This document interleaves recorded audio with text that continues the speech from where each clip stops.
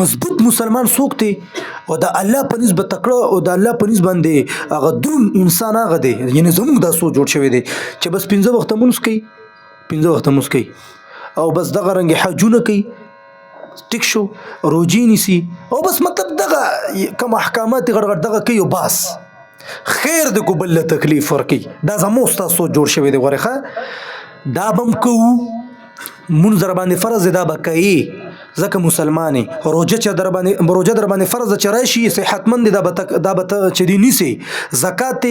الله د لوز درکړ دی زکات به ورکې حج دی الله د لوز درکړ دی په جون کې به یو پر حج کې دا ټیک دا بخا مخه تکې دا پته باندې لازم دی دا د الله حکم دی خو بل طرف ته کوچري بل تکلیف ورکې او مسلمان له تکلیف ورکې نو سره د دې چې ته د ټولو احکاماتو پابند دی بیا د جهنم خشا کوي ته د مسلمان هغه یعنی کم اکمل او کامل مسلمان چې چاته ویل کیږي هغه دا دی چې ته دغه احکاماتو سره سره ته د مسلمان یعنی د حقوق الله یعنی اسانه پښتو کې د حقوق الله سره سره د حقوق العباد په خیال ساتي البته چې د الله پریز او د دین اسلام یعنی د پیغمبر د الله چې کم تانه کم ډیماند دی هغه باندې به ته چې پوره کیږي الله مونږ خدا وایي چې بس